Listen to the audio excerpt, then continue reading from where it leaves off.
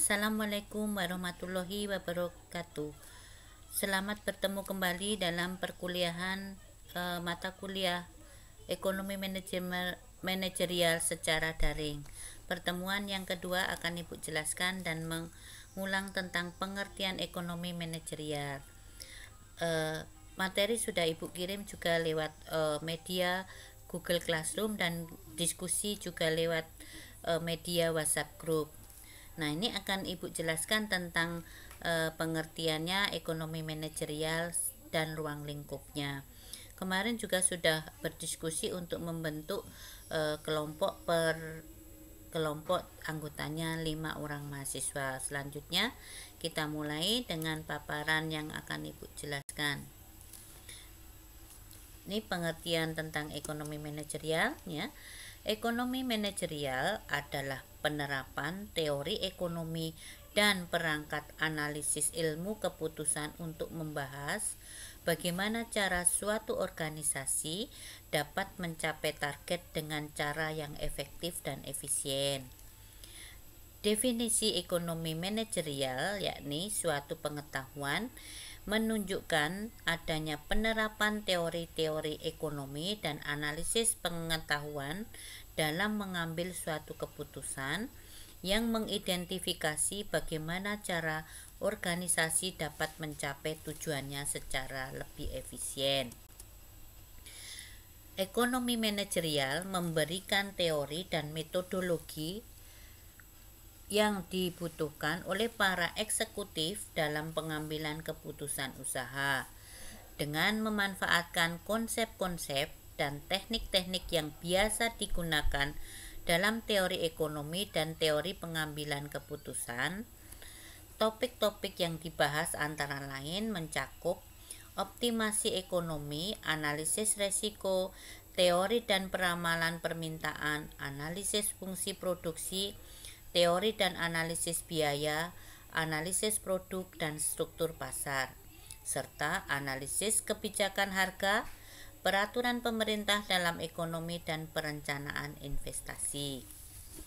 Dalam konteks pembelajaran yang ekstensif, ekonomi manajerial memanfaatkan sejumlah alat analisis seperti metode kuantitatif, statistik atau ekonomi metrika, dan konsep-konsep manajemen strategik serta analisis keuangan. Ekonomi manajerial akan sangat membantu para manajer untuk memahami bagaimana determinan ekonomi mempengaruhi kinerja organisasi dan perilaku manajerial. Keterkaitan dengan teori ekonomi, keputusan manajemen dapat menerapkan teori ekonomi dan perangkat ilmu terapan. Ekonomi mikro mempelajari tentang tingkah laku ekonomi secara individual sebagai unit pengambil keputusan dalam sistem perdagangan bebas. Sedangkan ekonomi makro melihatnya secara agregat seperti output, pendapatan, pekerjaan, investasi, harga total, dan lain-lain. Teori ekonomi berusaha memprediksi dan menerangkan tingkah laku ekonomi. Teori ekonomi biasanya dimulai dengan suatu model. Model merupakan abstraksi dari banyak hal yang melingkupi suatu kejadian dan berusaha untuk mengidentifikasi beberapa dari banyak faktor penentu penting dari suatu kejadian. Keterkaitan dengan ilmu keputusan, ekonomi manajerial adalah aplikasi teori ekonomi dan perangkat ilmu pengambil keputusan untuk menentukan solusi optimal pada masalah keputusan manajerial. Ilmu ini mempergunakan perangkat matematika ekonomi dan ekonometrik untuk membentuk dan mengestimasi model keputusan yang ditujukan untuk menentukan perilaku optimal perusahaan. Matematika ekonomi dipergunakan untuk memformulasikan model ekonomi yang dipostulatkan oleh teori ekonomi. Ekonomi metrik menerapkan peralatan statistik pada data dunia nyata untuk mengestimasi model yang dipostulatkan oleh teori ekonomi untuk peramalan. Selanjutnya, keterkaitan dengan berbagai fungsional ilmu administrasi bisnis. Hubungan antara ekonomi manajerial dengan area fungsional dari ilmu administrasi bisnis menjadi latar belakang bagi pengambilan keputusan. Area fungsi administrasi itu meliputi akuntansi, keuangan, pemasaran, manajemen, sumber daya manusia, dan produksi.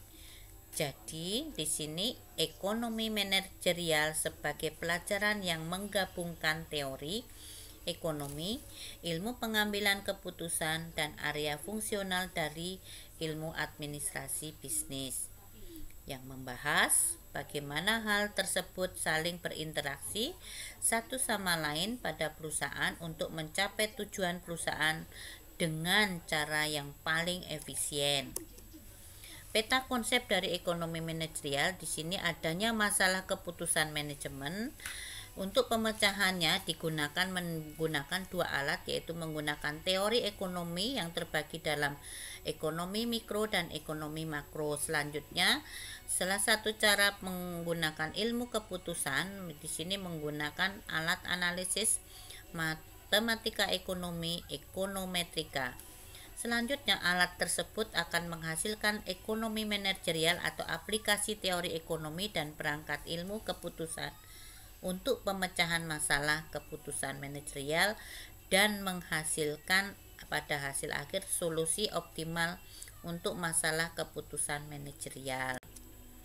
Contohnya, teori ekonomi mempostulatkan bahwa kuantitas yang diminta disimbolkan dengan Q untuk suatu komoditas adalah fungsi atau tergantung pada harga komoditas tersebut yang disimbolkan dengan P, dan pendapatan konsumen disimbolkan dengan Y, dan harga komoditas lain yang berhubungan atau di situ komoditas komplementer disimbolkan dengan PC, dan untuk komoditas substitusi disimbolkan dengan komoditas PS. Maka kita dapat mempostulatkan model formal model matematika sebagai berikut. Dengan mengumpulkan data Q, yaitu yang adalah komoditas atau kuantitas yang diminta, sedangkan P adalah harga komoditas tersebut, sedangkan Y adalah pendapatan konsumen, sedangkan PC adalah harga komoditas komplementer, dan PS-nya adalah harga komoditas substitusi. Untuk komoditas tertentu kita dapat mengestimasi hubungan empirisnya atau ekonometriknya. Hal ini akan memungkinkan perusahaan untuk dapat menentukan seberapa besar perubahan Q dengan adanya perubahan dalam P, Y, PC, dan PS, dan untuk meramalkan permintaan di masa mendatang untuk komoditas tersebut, dan akan dapat memberikan informasi penting bagi manajemen dalam menjalankan kebijakan yang sesuai dengan maksud dan tujuan perusahaan, yaitu maksimalisasi laba dengan cara yang paling efisien. Jadi, ekonomi manajerial adalah aplikasi teori ekonomi dan perangkat ilmu pengambil keputusan untuk menemukan solusi optimal pada masalah keputusan manajerial. Keterkaitan dengan berbagai area fungsional ilmu administrasi bisnis. Area fungsional bisnis di sini menyangkut bahwa akuntansi, keuangan, pemasaran, manajemen, sumber daya manusia atau personalia, dan produksi merupakan disiplin ilmu yang mempelajari lingkungan bisnis di mana perusahaan beroperasi. Diharapkan dapat menyediakan latar belakang bagi pengambilan keputusan manajerial. Jadi, ekonomi manajerial merupakan suatu mata kuliah atau bidang studi yang ruang lingkupnya luas yang menggabungkan teori ekonomi, ilmu pengambilan keputusan, dan area fungsional ilmu administrasi bisnis. Proses yang terkait dengan semua pengambilan keputusan manajerial terdiri dari 5 tahap. Pertama, menetapkan tujuan perusahaan atau organisasi. Kedua, mendefinisikan permasalahan yang dihadapi perusahaan atau organisasi dalam usaha mencapai tujuan tersebut. Mengidentifikasikan berbagai solusi-solusi, memilih solusi terbaik dari solusi yang tersedia, mengimplementasikan keputusan. Teori perusahaan di sini bahwa definisi dari perusahaan adalah suatu organisasi yang menggabungkan dan mengorganisir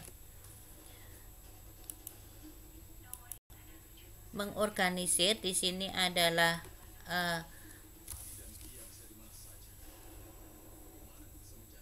sumber daya yang bertujuan untuk memproduksi produk untuk dijual. Bentuk perusahaan dapat berupa perseorangan, persekutuan, dan korporasi. Dari semua barang dan jasa diproduksi oleh perusahaan, sisanya oleh pemerintah dan organisasi nirlaba. Sasaran dan nilai perusahaan. Pada dasarnya, sasaran yang ingin dicapai oleh suatu perusahaan adalah memaksimumkan laba sekarang atau dalam jangka pendek.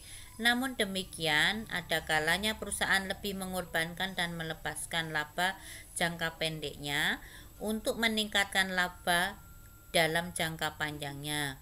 Jika laba perusahaan sama dengan nilai perusahaan, maka secara singkat dapat dikatakan bahwa tujuan perusahaan adalah memaksimumkan nilai perusahaan. Di sini, nilai perusahaan adalah nilai sekarang atau aliran kas suatu perusahaan yang diharapkan akan diterima pada masa yang akan datang. Nilai sekarang dari seluruh laba yang diharapkan pada masa yang akan datang. Kita dengan rumus kita mengaplikasikan dalam rumus present value. Kita pernah belajar dalam manajemen agribisnis, juga dalam ekonomi pertanian. Present value of all expected future laba atau nilai sekarang dari seluruh laba yang diharapkan akan diterima pada masa yang akan datang. PN-nya di sini expected laba at year end atau laba yang diharapkan pada tahun ke N, dan T sama dengan 1, 2, 3 sampai ke N-nya. Nilai perusahaan disebutkan dalam rumus tersebut. Tingkat diskonto atau R tergantung pada resiko yang diterima perusahaan dan biaya peminjaman dana dan merupakan tanggung jawab bagian keuangan. TR merupakan tanggung jawab bagian pemasaran. Di sini TC-nya merupakan tanggung jawab bagian produksi. Kendala-kendala dalam operasi perusahaan. Maksud dan tujuan perusahaan adalah untuk memaksimumkan kekayaan atau nilai perusahaan. Namun demikian, dalam upaya melakukan hal ini, perusahaan menghadapi banyak kendala. Beberapa kendala ini timbul dari keterbatasan input-input penting. Secara spesifik, perusahaan mungkin tidak mampu merekrut tenaga ahli sebanyak yang diperlukan, terutama dalam jangka pendek. Hal serupa mungkin perusahaan tidak mampu memperoleh semua bahan mentah, terutama sebanyak yang diminta atau yang dibutuhkan. Perusahaan juga mungkin menghadapi keterbatasan ruang pabrik atau gudang dan dana modal yang tersedia untuk keperluan tertentu. Kendala perusahaan dalam keterbatasan teori. Dalam usahanya tersebut, perusahaan menghadapi kendala. Kendala tersebut muncul karena terbatasannya ketersediaan input yang esensial, seperti perusahaan tidak dapat memperoleh seluruh bahan mentah khusus sebanyak yang dibutuhkan. Adanya kendala yang mempersempit gerak perusahaan dalam upayanya mencapai tujuan perusahaan, yaitu memaksimumkan laba atau nilai perusahaan. Masalah ini selanjutnya disebut dengan kendala optimasi. Fungsi laba di sini, laba adalah suatu perusahaan memberikan signal penting bagi perusahaan mengenai realokasi sumber daya dalam masyarakat, di mana hal tersebut mencerminkan kemampuan konsumen dan permintaan dalam suatu waktu. Laba bisnis dan laba ekonomi. Di sini ada perbedaan. Business profit, penerimaan dikurangi dengan biaya eksplisit. Biaya eksplisit yaitu biaya yang benar-benar dikeluarkan untuk membeli atau menggaji input yang digunakan dalam proses produksi. Laba ekonomi berarti penerimaan dikurangi dengan baik biaya eksplisit maupun biaya implisit. Biaya implisit adalah nilai input yang dimiliki dan digunakan oleh perusahaan dalam proses produksi. Gaji yang dapat diperoleh oleh pengusaha atau pemilik yang dapat diperoleh dari orang atau pihak lain yang setara. Pendapatan atau return yang dapat diperoleh dari investasi modalnya, menyewakan tanah atau pendapatan dari input yang lain. Laba ekonomi ini penting agar keputusan investasinya benar. Contohnya, laba suatu perusahaan secara akuntansi dilaporkan sebesar 60 juta selama setahun. Penghasilan pengusaha entrepreneur gajinya 70 juta. Modal yang mungkin dipinjamkan kepada pihak lain 20 juta.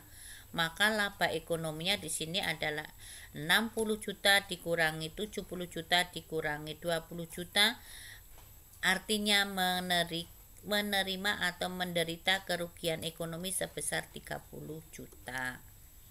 Teori tentang laba. Nah, ini bisa dibaca untuk beberapa teori tentang laba, ada berbagai macam. Ini latihan soal yang harus dijawab, yaitu bahwa ekonomi manajerial merupakan penerapan teori ekonomi, terutama teori ekonomi mikro dan ilmu pengambilan keputusan dalam dunia bisnis. Titik berat pembahasan adalah teori perusahaan di mana diasumsikan tujuan perusahaan dalam jangka pendek adalah memaksimumkan laba. Namun demikian orientasinya, pencapaian laba maksimum tersebut bergeser karena perusahaan menghadapi ketidakpastian dalam jangka panjang. Dalam jangka panjang tujuannya perusahaan adalah memaksimumkan nilai perusahaan. Nah, di sini memaksimumkan laba jangka pendek berbeda dengan memaksimumkan nilai perusahaan dalam jangka panjang. Jelaskan maksudnya. Yang kedua, jelaskan pengaruh faktor-faktor berikut terhadap nilai perusahaan. Tingkat inflasi meningkat, pesaing baru masuk pasar, tingkat bunga meningkat.